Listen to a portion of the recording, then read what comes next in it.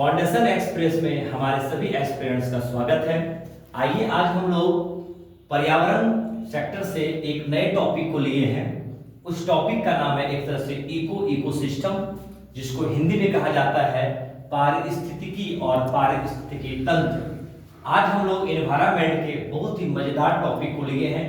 क्रम से चल रहे हैं, हम लोग एक क्रम से चल रहे हैं ताकि आपको आपका कॉन्सेप्ट सही से मिल पाए और आपका एक मजबूत पकड़ एनवायरनमेंट पे हो पाए। आइए हम लोग देखते हैं ये पारिस्थितिकी और पारिस्थितिकी तंत्र में क्या अंतर है और ये क्या है और इससे क्या एग्जाम में क्वेश्चन आते हैं। आइए समझते हैं। सबसे पहले हम समझते हैं पारिस्थितिकी। पारिस्थितिकी जो एक पर्यावरण के सबसे महत्वपूर्ण अंग में से एक है। इनका जो इंग्लिश वर्ड होता है वो है ओकोलॉजी। ओकोलॉजी या इसका अपभ्रंश होकर धीरे धीरे आपका बन गया है इकोलॉजी। तो ये जो ओकोलॉजी है ये दो शब्द से मिलकर बना है। पहला है ओकस और दूसरा है लोगोस। तो ओकस का जो मतलब होता है, इसका मतलब हुआ रहने का स्थान, और लोगोस का अर्थ होता है एक तरह से अध्ययन।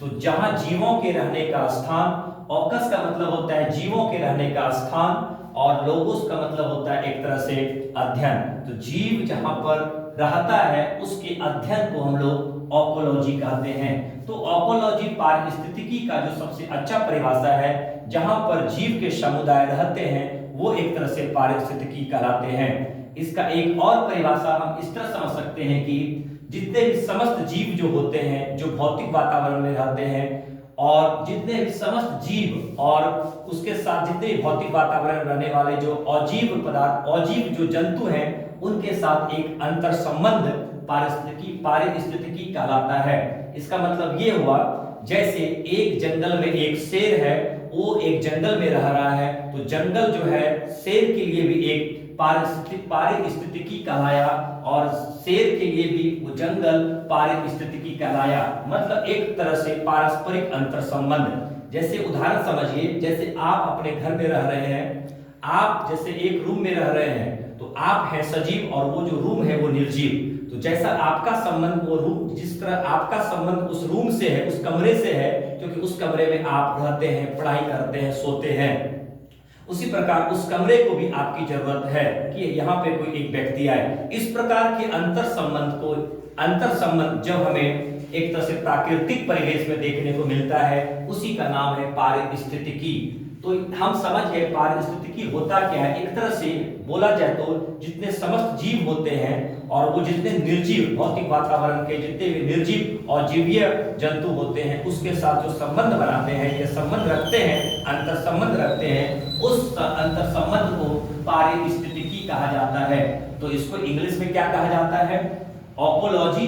ओकोलॉजी ओकस प्लस लोगोस से बना है, धीरे धीरे अपभ्रंश होकर इकोलॉजी। अभी वर्तमान में इसको हम लोग इकोलॉजी ही कहते हैं या इकोसिस्टम, से इकोलॉजी को शॉर्ट फॉर्म में इको भी कहते हैं। तो पारिस्थितिकी को हम लोग समझ लिए। अब समझते हैं हम लोग पारिस्थितिकी तंत्र। अच्छा, एक क्वेश्चन और, पारिस्थितिकी शब्द का सबसे पहला बार जो प्रयोग किसने किया है? ये क्वेश्चन जो है काफी परीक्षाएं पूछा जाता है, आपको याद रखना चाहिए।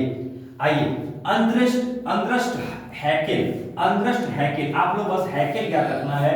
हैकेल महोदय ने सबसे पहले इस पारिस्थितिकी की परिभाषा और पारिस्थितिक शब्द का पहला प्रयोग किया। तो हैकेल आपको याद रखना है। हैकेल, तो आपको याद रखना है, हैकेल जो है ये एक भूगोलवेत्ता है। इन्होंने ही सबसे पहले पारिस्थितिकी शब्द का पहला प्रयोग किया। अब हम समझते हैं ये पारिस्थितिकी तंत्र क्या है। इकोसिस्टम, ये है आपका इकोलॉजी और ये है आपका एक तरह से इकोलॉजी सिस्टम भी बोल सकते हैं या इकोसिस्टम। पारिस्थितिकी तंत्र को पारितंत्र भी कहते हैं। ये आपको शब्द को पकड़ना है, कई एग्जाम में पारितंत्र भी देखने को मिलता है। तो पारिस्थितिकी तंत्र क्या है इसको समझते हैं। पारिस्थितिकी तंत्र का जो सबसे पहला प्रयोग किया है या इनका जो परिभाषा दिया है, उनका नाम है आर्थर टैंसले। तो टांसले भी कहीं कहीं देखने को मिलता है, आपको याद रखना है आर्थर टैंसले या टांसले। इन्होंने ही सबसे पहले पारिस्थितिकी तंत्र का पहला प्रयोग या उनके बारे में इन्होंने कुछ अवधारणा व्यक्त किया। और आर्थर टैंसले ने पारिस्थितिकी तंत्र का जो परिभाषा है थोड़ा सा पारिस्थितिकी की परिभाषा को एक तरह से जीवित किया। इनका कहना था जितने भी जीव होते हैं, जीव सजीव प्राणी होते हैं, जो भी अजीव प्राणी अर्थात जो निर्जीव प्राणी है, उनके साथ एक निश्चित अनुपात में संबंध होना। एक तरह से कहा जाए तो पारिस्थितिकी और पारिस्थितिकी जो तंत्र जो है एक ही है, ज्यादा अंतर नहीं है। जैसे आप समझ सकते हैं, एक कुआं में एक छोटा सा मेढक है, तो मेढक जैसे जो कुआं के लिए मेढक है और वही एक महासागर में एक बड़ा मछली है, तो वो मछली के लिए वो इकोसिस्टम जो है महासागर हो गया, और वो कुआं में जो मेढक है उस मेढक के लिए जो इकोसिस्टम है वो कुआं हो गया। जैसे आप एक छोटे से कमरे में हैं, तो ये कमरा आपका इकोसिस्टम कहलाया, और यही आप एक मैदान में खड़े हैं, वो आपका एक इकोसिस्टम है। तो इकोसिस्टम कहने का मतलब एक तरह से पर्यावरण से संबंधित। इकोसिस्टम में और एक पॉइंट आप याद रख सकते हैं, कभी कभी एग्जाम में ये भी पूछा जाता है इकोसिस्टम कौन से तंत्र होते हैं, खुला तंत्र या बंद तंत्र। आपको बोलना है खुला तंत्र। क्यों? क्योंकि इकोसिस्टम यदि खुला तंत्र नहीं होगा तो इसमें सजीव और जो भी प्राणी है उसका आवागमन रुक जाएगा, इसलिए इकोसिस्टम एक खुला तंत्र है। निरंतर ऊर्जा पदार्थों का संचयन। अच्छा, खुला तंत्र क्यों है ये भी समझते हैं, क्योंकि इकोसिस्टम में निरंतर ऊर्जा पदार्थों का संचयन तथा बहिर्गमन होता है। तो निरंतर ऊर्जा पदार्थों का संचयन का मतलब हुआ इनपुट, जैसे ऊर्जा का जो है इनपुट होना और वही ऊर्जा का फिर आउटपुट में, जैसे यहाँ बहिर्गमन है। तो खुला तंत्र क्यों है?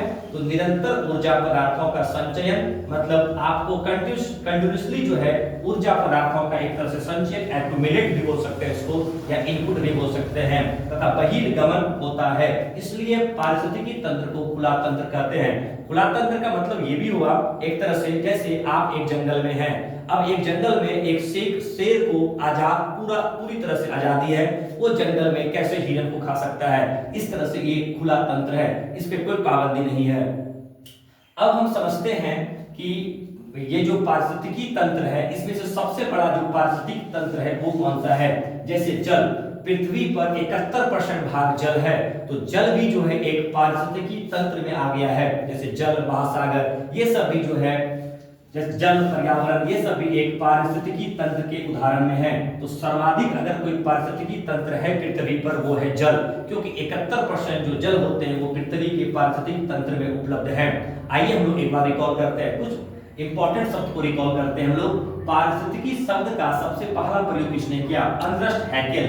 ये आपको याद रखना है, बस यहाँ से एक ही क्वेश्चन। पारिस्थितिकी क्या है? एक तरह से सभी जीव और निर्जीव जो भी भौतिक वातावरण में जैव घटक और अजैव घटक जितने प्राणी हैं उनके साथ एक अंतर संबंध, एक तरह से पारस्परिक संबंध, उसको ही कहा जाता है पारिस्थितिकी तंत्र, और इसको पारितंत्र भी कहते हैं। बस आपको ये याद रखना है, पारिस्थितिकी तंत्र का सबसे पहला प्रयोग किसने किया? आर्थर टैंसल या टांसले भी बोल सकते हैं, और इनका पारिस्थितिकी शब्द का प्रयोग किसने किया? Ernst Hückel. तो यहाँ जब तंत्र लगा रहेगा तो आपको टैंसले कैसे याद रखेंगे? तंत्र। जब तंत्र किसी पे किया जाता है तो आदमी टेंशन से मुक्त हो जाता है, तो आपको याद रखना है जहां पर तंत्र वहां पे टैंसले, टेंशन को ले गया, तो तंत्र से आपको ये याद सकता है आर्थर टैंसले। और यहाँ पर तंत्र नहीं है, इसलिए हैकल आपको हैक कर लिया है। जहां तंत्र आ जाएगा तो आपका टेंशन खत्म हो गया, और जहां पर तंत्र नहीं रहेगा वहां आपको हैक कर लिया जाएगा। तो आपको इस तरह से एक ऑब्जेक्टिव भी याद हो गया। आइए अब हम लोग थोड़ा सा ये पारिस्थितिकी तंत्र के जो घटक होते हैं ये कितने प्रकार के होते हैं उसको समझते हैं। ये पारिस्थितिकी तंत्र के जो घटक होते हैं, ये जो मोस्टली जो होते हैं ये दो प्रकार के होते हैं, दो प्रकार के इनके घटक हैं। एक कभी कहीं ऊर्जा घटक भी होता है भौतिक वातावरण में, उसको भी समझेंगे, कार्बनिक और अकार्बनिक, लेकिन मोस्टली जो होते हैं जैव घटक और अजैव घटक। इसको कहेंगे जीवीय घटक या अजीवीय घटक भी कहा जाता है। इंग्लिश में इसका नाम, जो जैव घटक है इसका नाम है बायोटिक कंपोनेंट्स, और अजैव घटक का नाम है आपका एबायोटिक कंपोनेंट्स। अब ये समझते हैं पारिस्थितिकी तंत्र के ये दो घटक क्या क्या हैं और इसमें क्या क्या क्वेश्चन इससे परीक्षा में आते हैं, और इनको समझते हैं।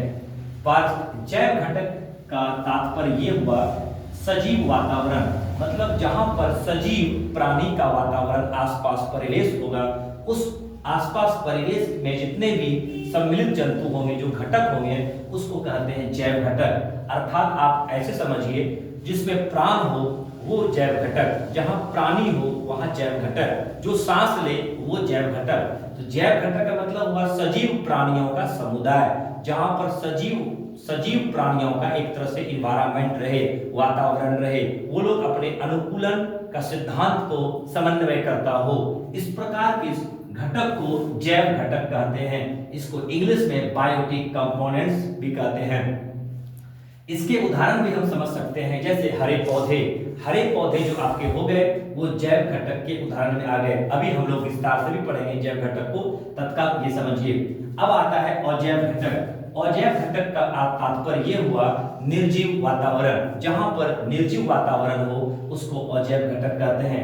आप लोग बताइए हमको कि पारिस्थितिकी तंत्र में निर्जीव घटक कौन कौन से घटक में आते हैं, जैसे प्रकाश, वायु, पृथ्वी, ताप, ये सब जो है आपके अजैव घटक के उदाहरण हैं। अभी हम आपको जैव घटक और अजैव घटक के बारे में समझाते हैं।